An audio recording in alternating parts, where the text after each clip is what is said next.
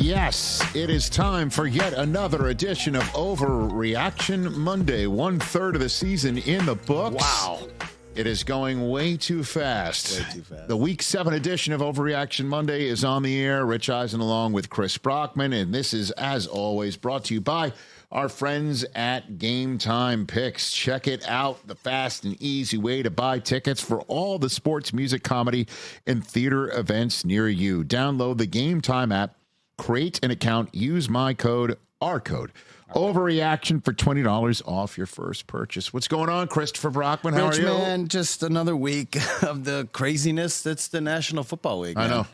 It's Dude, totally it's off nuts. the charts. It's nuts. It's as we let off the flagship show on Monday, it is that time where some of the season-long storyline arcs that we follow are hitting some very crucial points in the campaign. Oh, yeah. And we're getting a few more answers. We're getting to see what's going on. Not to steal any thunder of anything that you're about to bring up, but the two-time defending champion Kansas City Chiefs look to be well-positioned, and the Detroit Lions look pretty damn good. And Russell Wilson came out of the gate in his first start and looked absolutely terrific. Yeah, So. your Super Bowl pick looks pretty good right about now. One loss between the Lions and the Chiefs. And yours had an interesting game in Lambeau Field on Sunday, preview. Texans and Packers. I think we'd sign for that Super Bowl. That was a pretty fun game. Let's jump into it. Here's this edition of Overreaction Monday. Go for it. Hit it, please. That was terrible. That was crap. That was garbage. This place sucks. Overreaction Monday. All right, what do you have out there, Rich, Christopher? let's get it What do you right got? going with what we saw Sunday night in Pittsburgh. Russell Wilson is back. It took a quarter-ish, right? Yeah. Maybe some boo birds, but Russ is going to lead the Steelers to the AFC North title. Dude, that's an overreaction. Come on now. He's QB1 for Week 7. Dude. What do you mean? I know he looked terrific. He was awesome. I 3 know that this is touchdowns. exactly why Mike Tomlin wanted to, check in on him to see if they could get a different style from the quarterback position, which is more chunk plays, more throwing it down the field. We got those. Which is something that, he used to do in Seattle and we didn't see enough of in Denver and in his last year in Seattle, which is why he's in black and gold.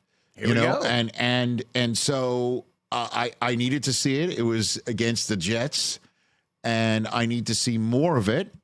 And for everybody to sit there and think off of one start that this is the Russ that we're going to consistently see is what I would think is an overreaction for them to actually win the division over a Ravens team that has, over the past 4 weeks, looked like the Ravens team that we thought they would be, not starting 0-2. Ravens look good. The Ravens team that stubbed its toe or stepped on its Raven in Week 2 against the Raiders team because of Devontae Adams putting up 100-some-odd yards with Gardner Minshew. That Ravens team is gone, and the 4 weeks that we've seen has been through a month of consistent quarterbacking from a 2-time MVP quarterback who I think we can extrapolate out deep into the regular season to say that they can win the division in a way that we can't extrapolate it out off of 4 quarters that Russ is going to win the division. This can't surprise you. My take on this can't surprise you. No, of Here, course, Chris. Of course not. Of course Right? not. I just like to declare something and then watch you kind of talk it out. No, I think that a lot of people coming off of last night think that this is what we're going to see from Russell Wilson. Run game looked better. I don't know if that's a reflection of Russ, but run game looked better. But Najee has been coming on strong towards the end Right. of the Fields Jalen Warren's administration out as there well. in the mix. Also, George Pickens has been kind of unlocked with Russ. Now that I can say is the difference between Russ and Fields. Like if you want to say, what did we see a difference in? It was throwing outside the numbers. And deep. And it was throwing deep. He had the Right. nice long one to Freiermuth, too. I mean, he's chucking it up there. And look, I know George had to make a play. It bounced off the Jet guy's helmet or whatever. And then another one, kind of a back shoulder-ish while he was being held. But 14 looked good. Well, it looks like Russ's old connection with a 14 in Seattle as well. So one game so far, so good. But to say that he's going to lead the Steelers to the AFC North title because of what we saw. You know what I might do is one day, I don't know, I won't give you a heads up or anyone a heads up, is that I'll end up agreeing with everything you say. Just gonna be like, You're like, what's gotten into you? Going on? It's like, you know, one of those 80s movies where I've exchanged bodies with you. Nice. You know what I mean? Like we're Freaky Friday. We're 18 again. I got to say, I also really enjoyed Mike Tomlin's walk-off podium moment. Yeah, yesterday.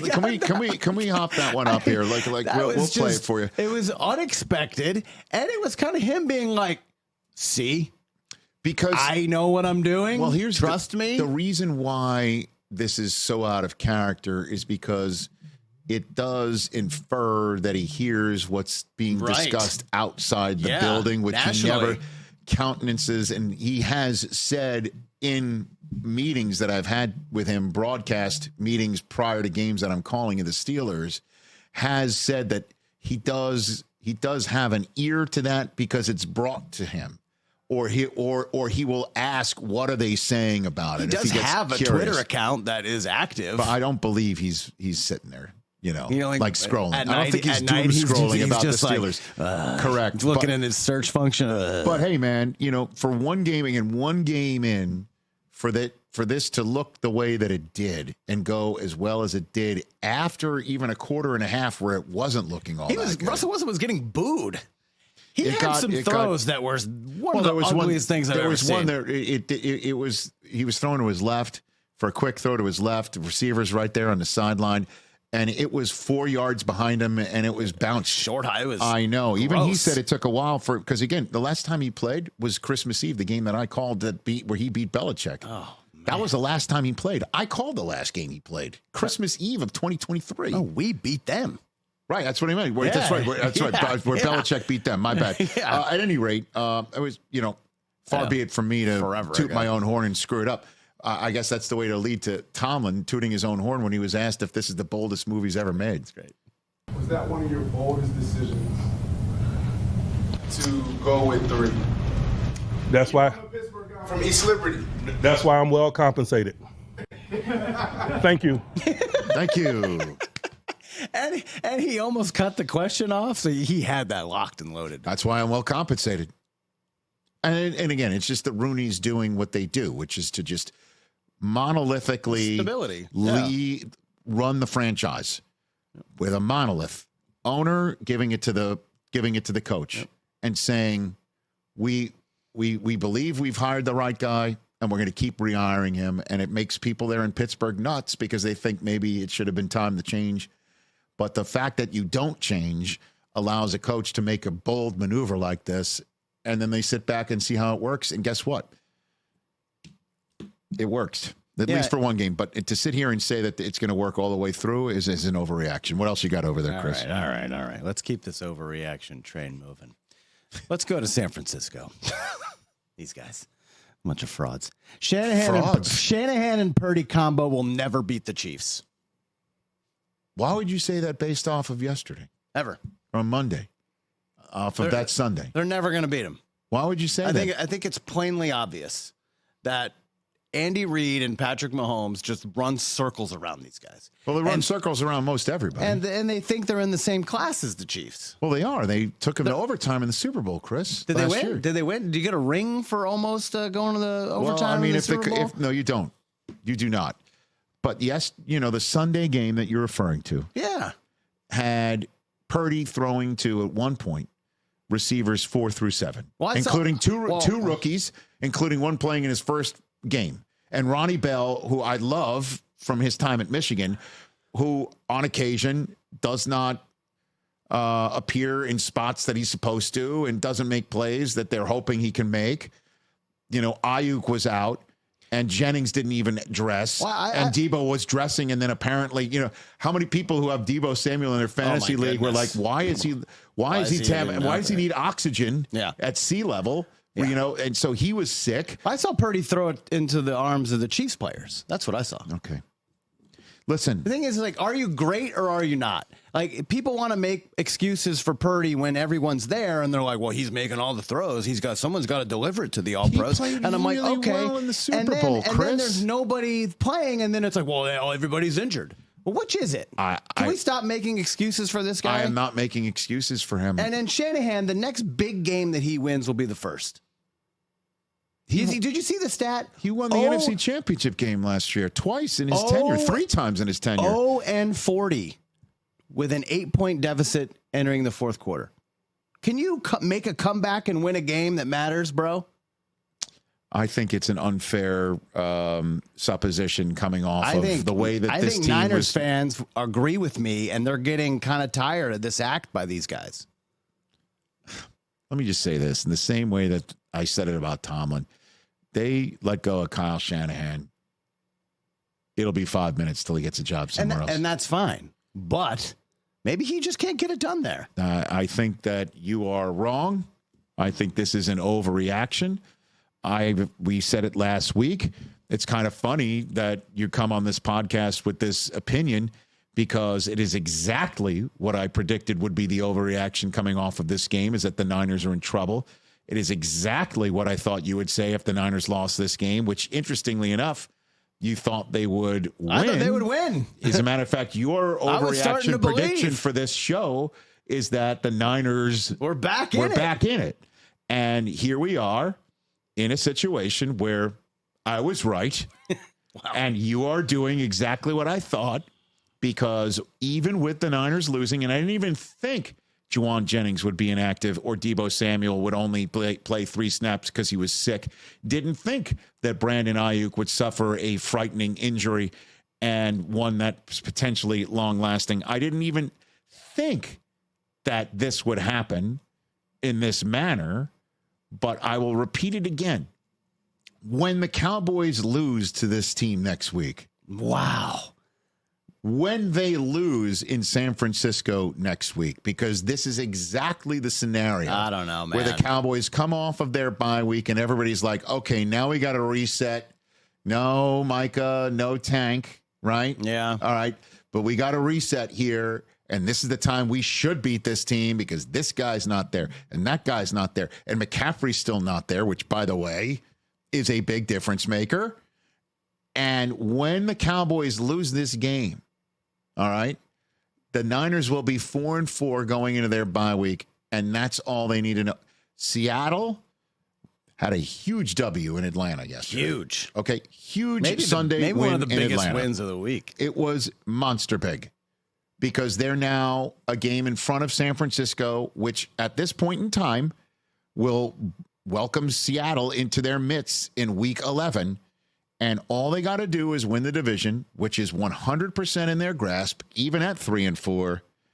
All they got to do is get that ticket in and get healthy and get Dre Greenlaw back and Hufanga back and McCaffrey back and Debo back and Juwan Jennings back. And hopefully at this time of taping, we haven't learned about the severity of Ayuk's injury, so on and so forth. But for you to sit here and say they will never beat the Chiefs, never. It's an overreaction. Never. What else? Ayuk wasn't doing much before the end. I know that. Quarterback heavy overreaction. Now I'm realizing, looking at my list. Don't worry about it. It's a quarterback-driven league. It's an overreaction. It's an overreaction league. I'm on fire. The Giants should just make the move. Start Drew Lock this week. Ooh, this is a sinking ship. I don't. They're not going to. By the way, yes, I know. Brian Daboll has said that the guy that he took out of the game on Sunday is still their starter. He yanked him because he needed a spark. Drew Lock is a spark. Just go with them, dude. Anything's a spark. But what is Daniel Jones giving you at this point? Threat of a run. I don't know, dude. That performance against Minnesota 2 Januaries ago is still an absolute outlier in Daniel Jones's career.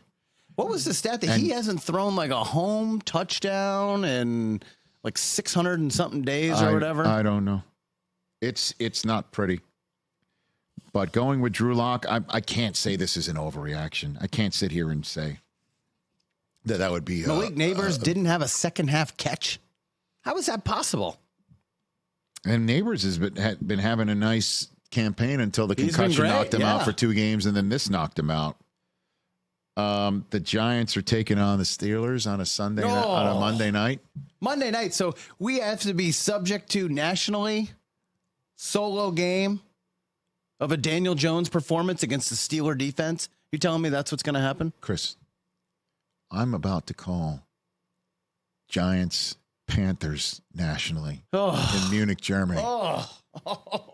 Chris, I just had heart palpitations for you. no, don't worry about it. I love doing it. I can't wait to do it. I might visit the Hofbrauhaus for breakfast, though. You know, like that one, Mike. Mike laughed off. Mike Del Tufo laughed off camera. I might join you. What else, Chris? What else? You got another You one? should go full Cosell for that game. Welcome to Munich, everybody. Welcome to Munich. I am Rich Eisen. Rich, I like this next one a lot. Okay. And I don't think enough people are Way to sell talking it. about the way this person is playing. Way to sell it. Because of his history, he got shipped out to this city. But I said a few weeks ago that the Lions are America's team. I believe that. And I believe Jared Goff should be at the top of the MVP discussion. Oh, you heard what I had to say during the flagship show on Monday. The top. And This dude is balling. I said that he is the MVP of the season. I love through that. 7 weeks. I love that take. And that is a fact. I did not stutter that Jared Goff is absolutely on a heater right now. He comes out of the locker room and gives his chance to win right off the bat as he went 15 for his first 15 Does he in throw Minnesota. incompletions? He started 15 of his first 15 in Minnesota. It's his 3rd game of the season, starting 14 for 14 or better. He's the only NFL player with a single such game in 2024, and he's done it 3 times. Only player since at least 1991 when even 2 such games in a single season. Now he's got 3. He's the only quarterback since 91 to start 3 games in a 4-game span with 10 or more completions in a row. 6 career games starting 10 for 10 or better. That's tied for the 4th most in the NFL since 1991. Here's the one, though, that jumps out at you that absolutely plays into what you're saying right now, is that he is the 3rd quarterback in the National Football League to have in this campaign a passer rating of 140 or better in 3 straight games. He's the 4th. The only 3 others to do it were Roger Staubach, Kurt Warner, and Aaron Rodgers. Warner and Aaron Rodgers won the MVP in the seasons that they did it. And in the season when Staubach did it, he wasn't the MVP of the season. He was the MVP of the Super Bowl that he won. That works too. And Jared Goff has caught a touchdown this year, too. I saw a stat in the last 4 games, the Lions have more touchdowns than incompletions, 18-15. They are killing it. And in that it was Rodgers in 2011 and Kurt Warner in 99 and Staubach in 71, 140 or better passer rating in 3 straight games. So he's not starting slow, and thus the team has to overcome it. He's not putting him in a hole. He's getting everybody off on the right footing. Yep. And I think it adds a calmness to everything. I think so too. It helps to have a run game like Gibbs and Montgomery killing it. What do they want to be called? Sonic and Knuckles? By the way, whatever they want to be called is winning and winning. Yeah, right. And so, by the way, one last thing, too. I'll say this about the Lions with certainly my guy Aiden Hutchinson out, right? Mm-hmm. This guy, Brian Branch, is outstanding. He is everywhere. He is making games. 2 passes defensed and an interception in week 7. It's his 3rd interception in his last 2 games. Detroit's had at least 1 takeaway in 10 straight. That's the longest active streak in the NFL. And Brian Branch is leading the way. So the Lions are the best team in the NFC through 7 weeks. And this guy, Jared Goff, is the MVP through 7 weeks. Period. End of story. Agreed. What a way to hit halftime here of our Overreaction Monday, brought to you by Game Time Picks. That's the new feature of Game Time. It's even easier to see your favorite teams play live with Game Time Picks because it filters out the fluff to show you only incredible deals on great seats, so you don't have to waste time searching through thousands of tickets. It's actually helped as I'm beginning to curate for the big baseball series that's here in Los Angeles, California. I've heard that's coming. And this is no fault of Game Time.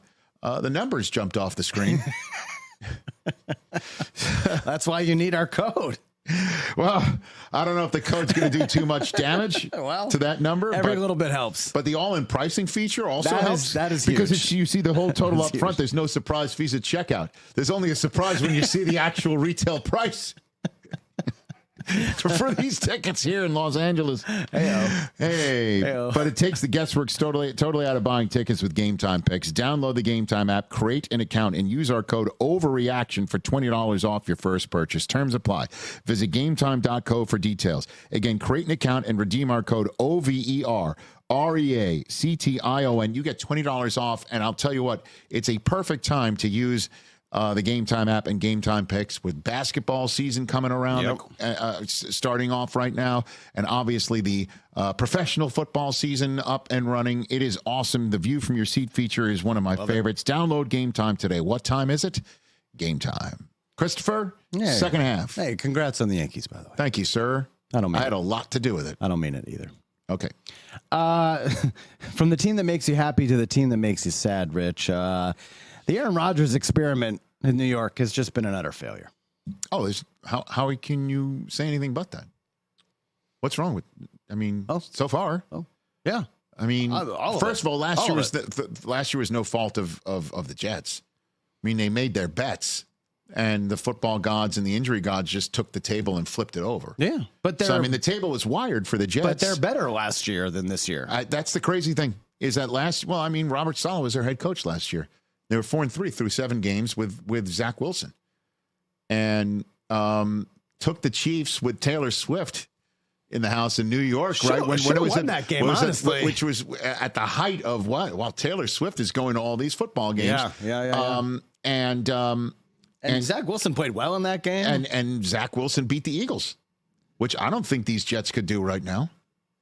And or take the Chiefs to the brink right now. I don't know how many, the way that they're playing right now. How many teams they can be right now, to be honest. But it has been an utter failure. But again, it was no fault of the Jets that Rodgers got hurt last year, and then eventually, fell apart. I mean all of it. I mean, basically picking the players over to him, but maybe having a hand in the head coach. It's all been a disaster. Here's the disaster. Here's the disaster. Once again, if they had gotten the quarterback pick right with Darnold, with Zach Wilson. But maybe they did get it right with Darnold. They could have. It was the coaching at the time. Or if they had gone ahead and said, we like Darnold, we're just going to totally reverse it in the same way Mike McDaniel came in and said, we're going to stick with Tua. Right. And we're going to build around him. We're going to get faster. And I got this.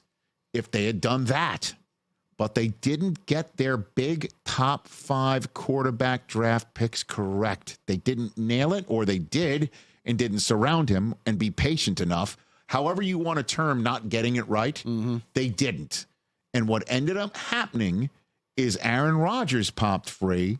And I tell you what, I don't think for anybody else would they have gone ahead and went back into the veteran free agent market to pay or acquire a veteran quarterback like they did for Favre, the same franchise and all of that. After that didn't work out at all, it was a smart play for a team that didn't get these kids right. And Rodgers pops free, and the only issue was his age and his desire. And if he looks everyone in the eye and say, I have the desire, then it's just like, let's hope the age doesn't come home the roost. And it did last year.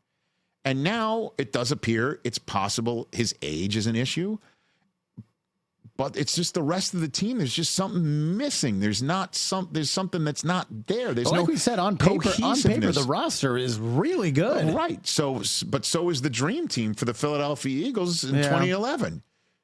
It's what I said after the Jets lost to the Bills. The Bills are some of their parts, and the Jets are parts looking for the sum or some win. Damian Woody said it on the flagship show on Monday when he said the names on the back are great, but it's the name on the front that nobody's playing for.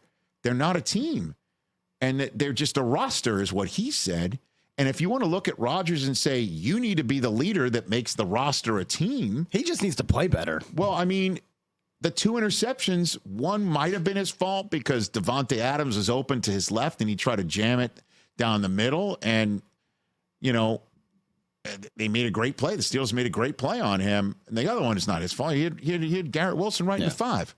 And that flipped everything, you know, and I don't think there is a resilient team that can overcome something like that in the middle of this season right now with an interim head coach. Is just something that is missing. And if you want to put it on Rodgers to say it is on him, he is the leader. He's the guy that helped bring a lot of this roster together. He is somebody that Woody Johnson absolutely has handed the franchise over to and say, we need you to win it. And he's willing to try it and do it.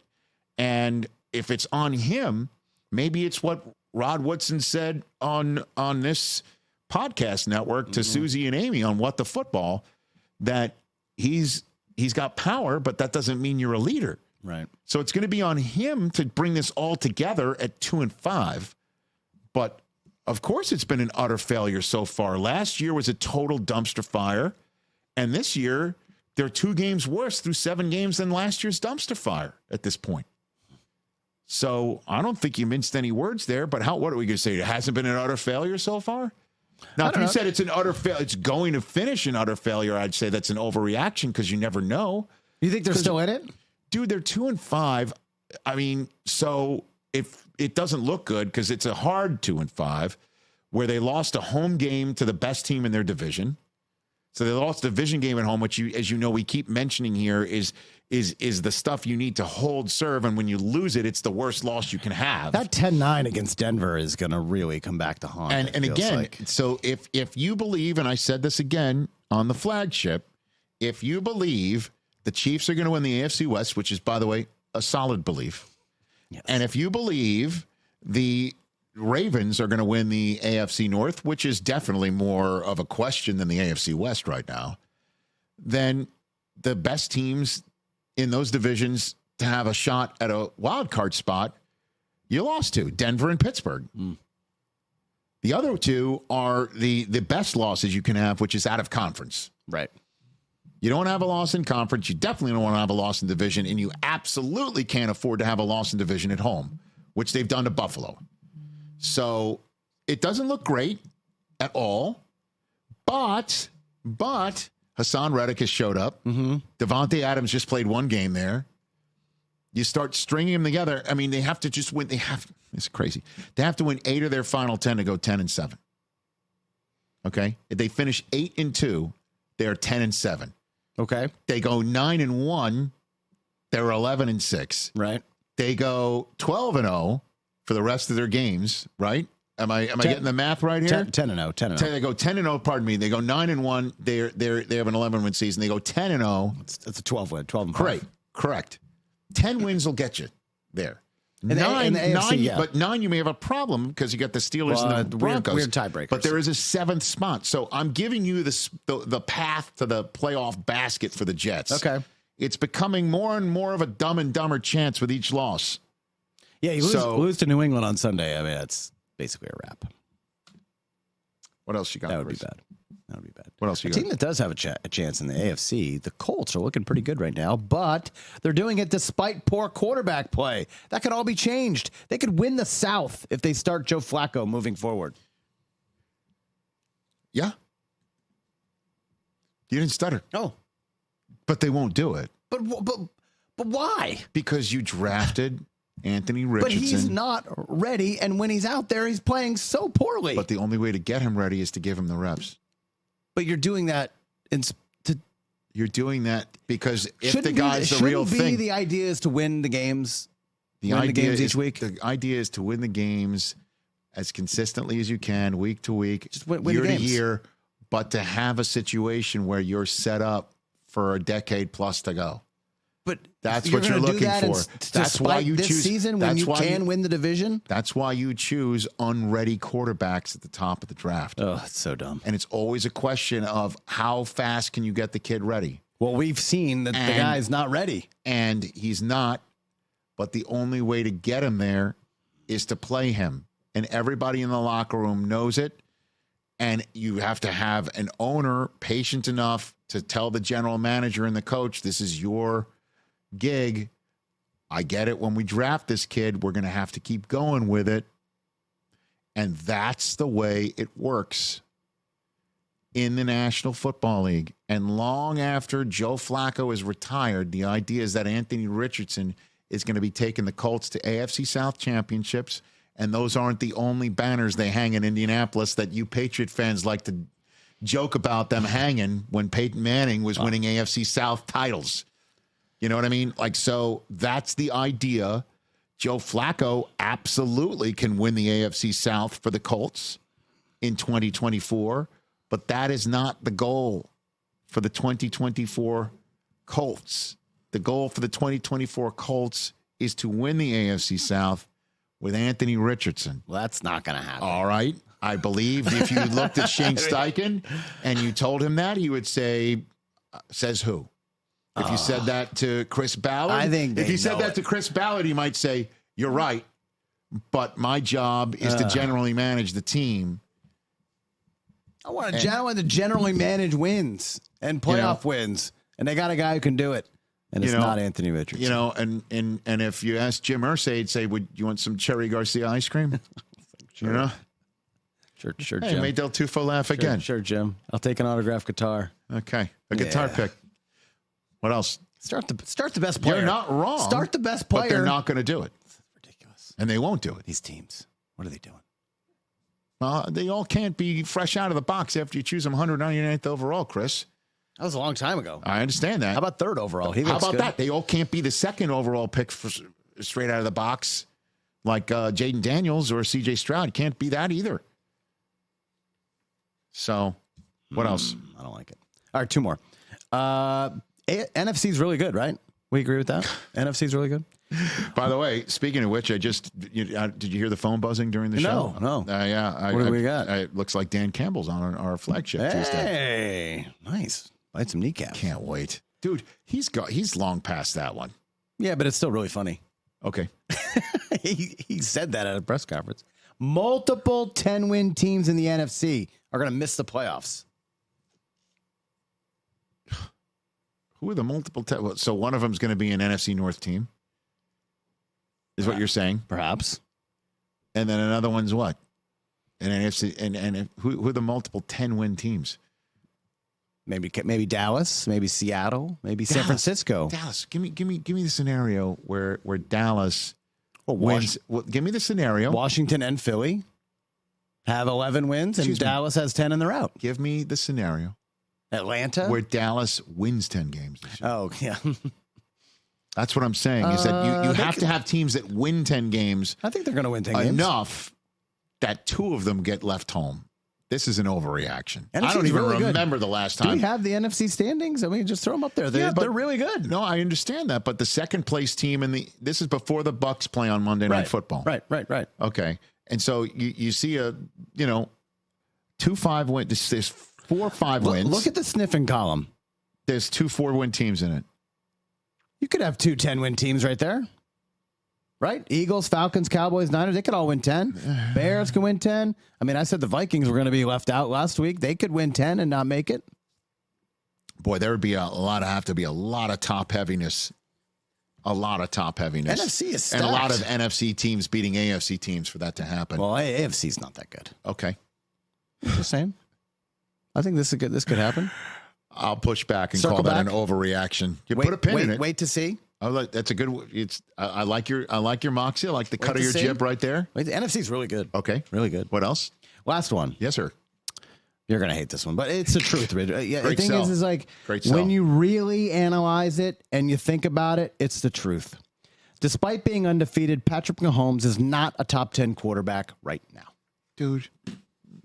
Let me just read You are correct. I would not like that. Let me just read you some metrics. These are all numbers, though, right? They're numbers, right? They're numbers. What you're giving me are numbers. So if you're saying there are facts. he's not a top 10, hold on a second. Whatever. I know you can give me your numbers. I'm gonna read you them. Oh my God. He's 14th in yards per attempt. Okay. He's 21st in touchdowns. Got it. He leads the NFL in interceptions. He's 23rd in passer rating. You know who's first in passer rating? Goff. Jared Goff. Goff. 30 points less than Goff. 11th in ESPN's made up QBR that people like. He's not good. They're winning in spite of him. You're using a statistic that you called made up by a television network that people like because you don't even know what the hell the QBR is.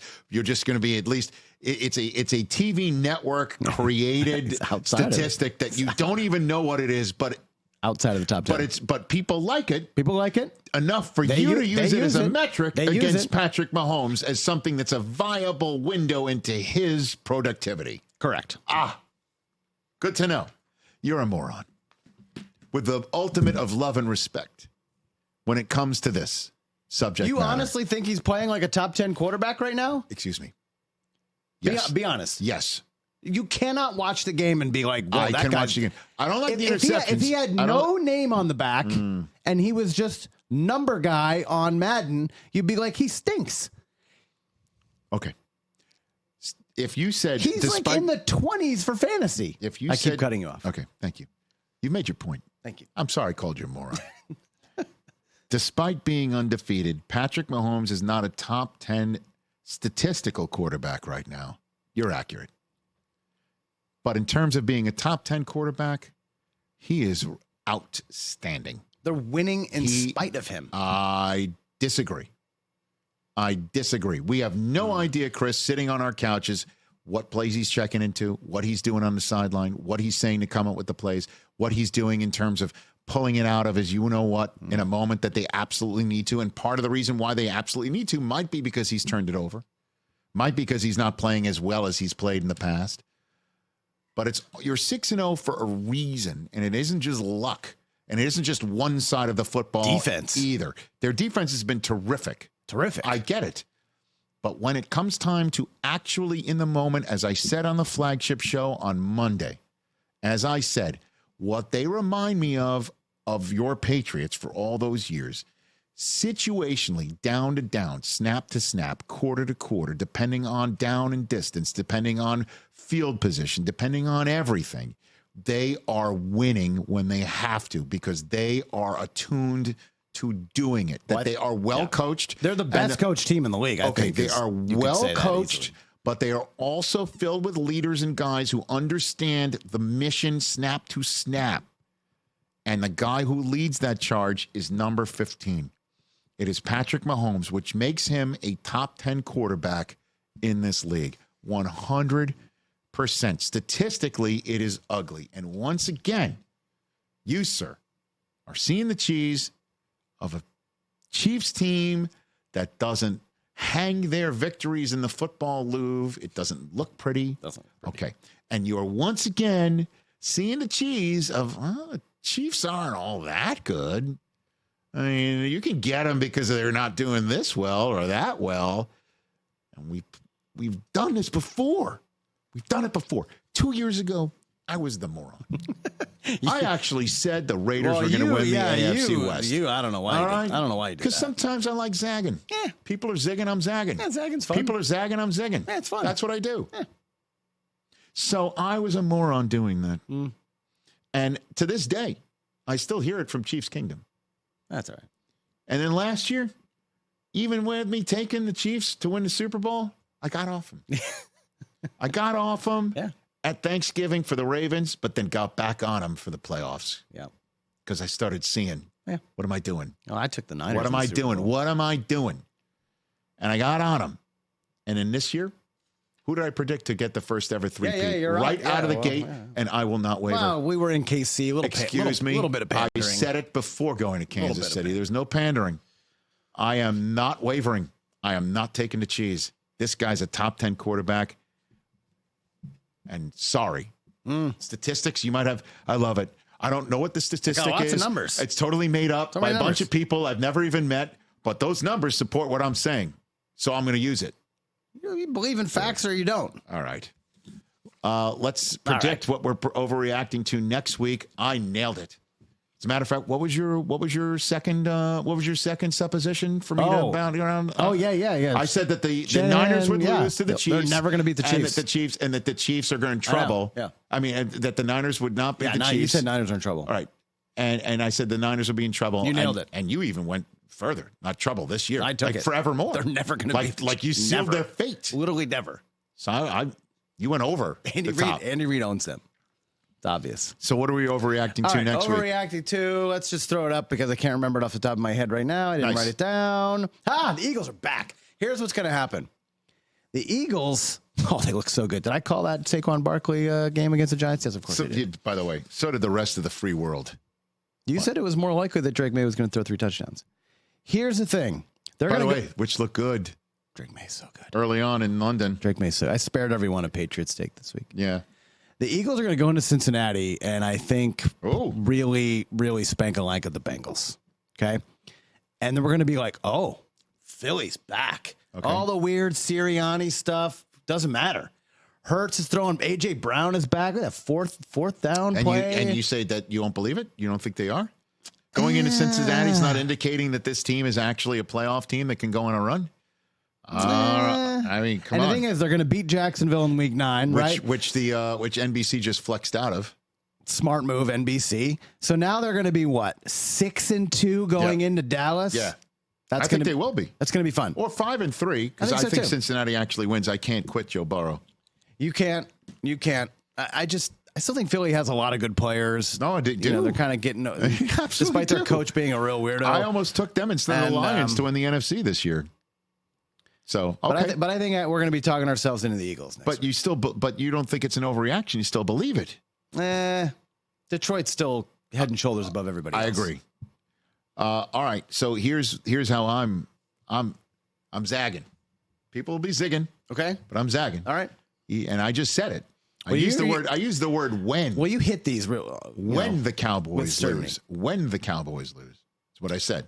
Against San Francisco next week. When they lose, there will be this overreaction that the Cowboys are going to miss the playoffs.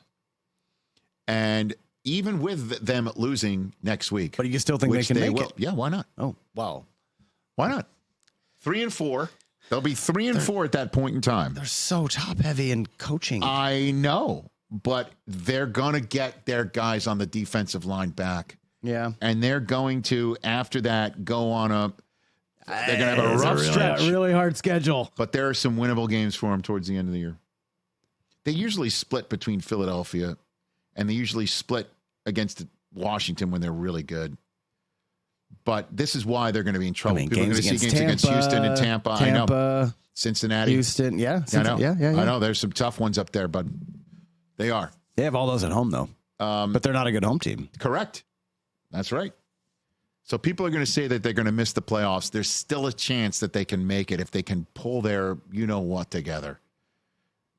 This looks rough. I know it does. It looks rough. And certainly when you're 3-4, having lost to a Niner team that you think is less than. Yeah. So I'm just going to sit here and say it's not over. I think they beat the Niners. How about this? I think they beat them. How about Jerry at 3-4 decides to throw caution in the wind? He's going to start acquiring players. They have the cap space for it. He's going to realize that they go. Okay, who? I don't know. Who could they go get? I don't know. But maybe they do it. Well, like Max Crosby? No way. Why do people think he's available? Because the Raiders are kind of a mess. But that's exactly the type of guy they need to have there. Yes, that's true. What about Myles Garrett? There's people are starting to call the Browns. Well, as you know, where did he go to college? Myles Garrett? Yeah. Texas A&M. Correct. Yeah. I don't know. By the way, that'd be I'm nice. just saying that it's not over yet for the Cowboys. It'll look it, and people will stick a fork in But it's not over. It's 3-4 is not over. 3-4 is not over. I just don't see them winning 10 is my problem. They'd have to be at 3-4. I think 3-4, they'd have to win. You got to get to 10. They'd have to win 7 of their last, right? 3-4 would be, I'm terrible at math. Yeah, they got to go 7 for 10. Yeah. You got to get 10 wins. 7 seed is going to have 10 wins in the NFC. It'll be tough, but it's not fork sticking time just yet. I think they beat the Niners. Okay. And I do not. Good stuff, Rich. We will see what happens next week. Thanks for taking in this edition of Overreaction Monday. Please keep an ear and eye out, wherever you get your podcasts, an eye out on the Rich Eisen Show YouTube channel for What the Football with Susie Schuster and Amy Trask on Tuesday. No Contest Wrestling with O'Shea Jackson and TJ Jefferson. They have their second part of their Swerve Strickland interview Wednesday. And on Thursday, the Jim Jackson Show returns. Jamal Mashburn is Jim's guest. Nice. That's how we're rolling the rest of this week on the Rich Eisen Show and Rich Eisen Podcast Network. For Chris, I'm Rich. Peace out on Overreaction Monday. Catch the Rich Eisen Show every single day on the Roku Channel, 12 to 3 Eastern, for free.